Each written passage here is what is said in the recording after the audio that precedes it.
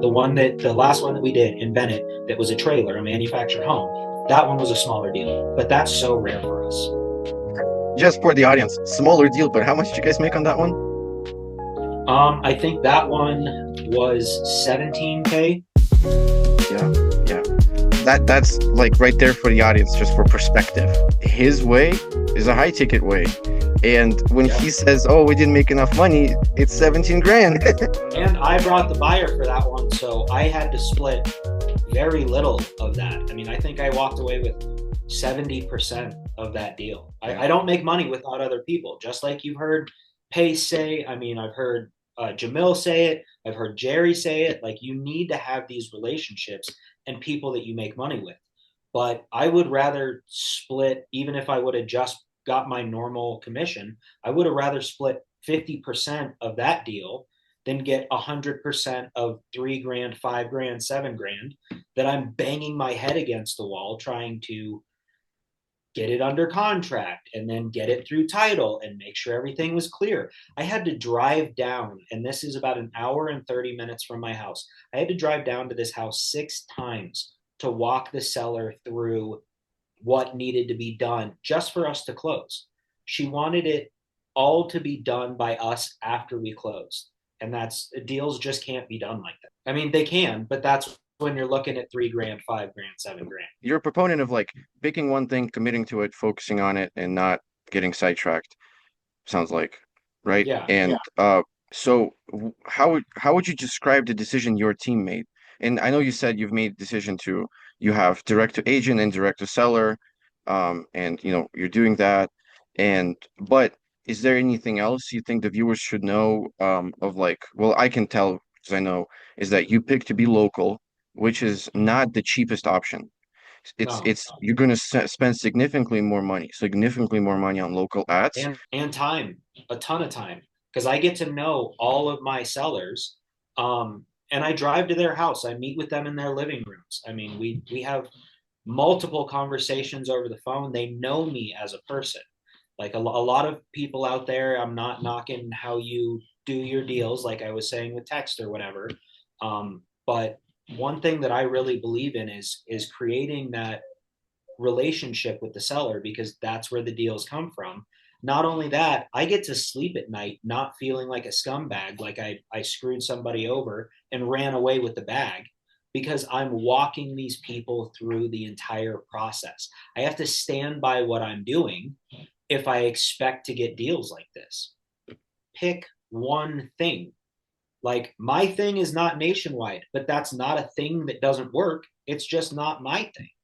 Like, I Yeah. know people that make a ridiculous amount of money from anywhere in the world while they travel. And as long as they've got access to shoot a quick text or an email or whatever, they rarely get on the phone with sellers.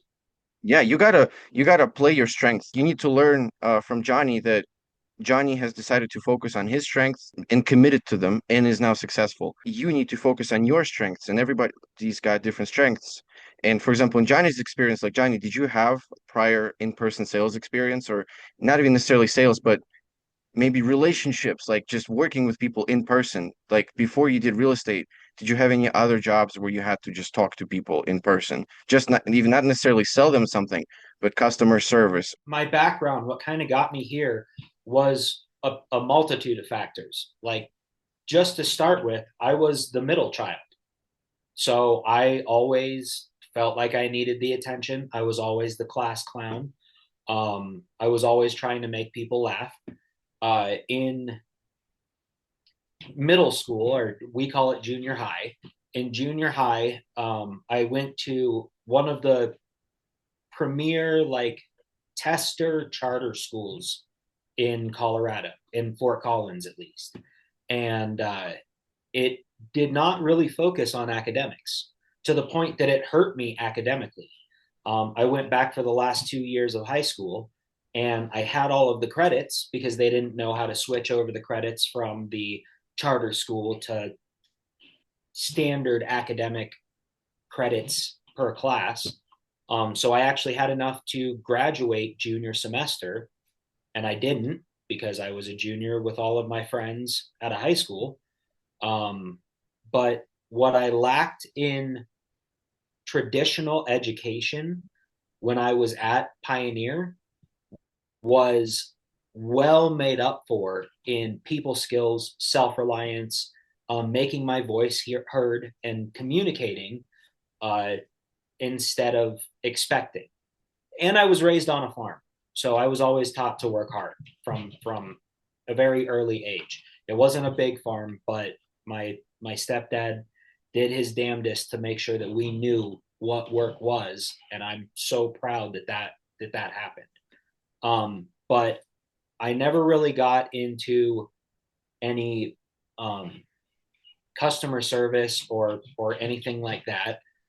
But I did a lot of construction, and my whole construction career, I was always the funny guy. I was still just someone that tried to make people laugh, and um, it's I am from a big family as well, so I don't know if that helps. I imagine it does, but there really wasn't anything that made me say, this is what I the path that I need to go. It was just when I started learning my own skills and being aware of my own skills, was I like, okay, we've done the cold calling, we've done the text blasting, we've done like I'm not good at that. I'm good at getting on the phone with people. I've always thought of myself as someone that researches a lot and researches to the ability that I'm able to communicate that. As I'm sure you know, I haven't been in a lot of the Zooms, and I'm not really up to date on what's happening in the community because I found my skill set that serves me well, and I tapped out of everything else because I'm not interested in having all the skills. I'm interested in getting good at the skills that serve me and serve my purpose. And my purpose right now is spending time with my family. So we've got a baby coming in February.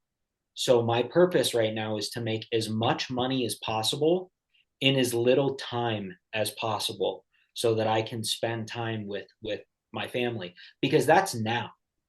I refuse to get into my 60s and 70s and, no longer in my prime and look back and go, man, I wish I would have spent more time with the family. I wish I would have spent more time fishing.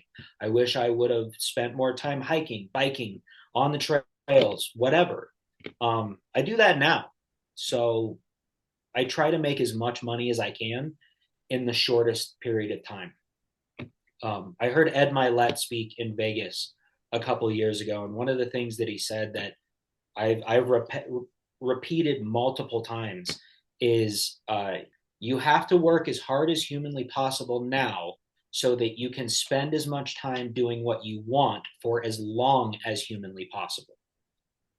So I really took that to heart and thought about, how do I want to live my life? Because that's the most important question for all of this. There's people that are chasing a ridiculous amount of money with no purpose behind it. And that's fine. All the power to you. You want to live a good life, vacation, that's awesome. That's awesome. For me, it's really living every day to the fullest.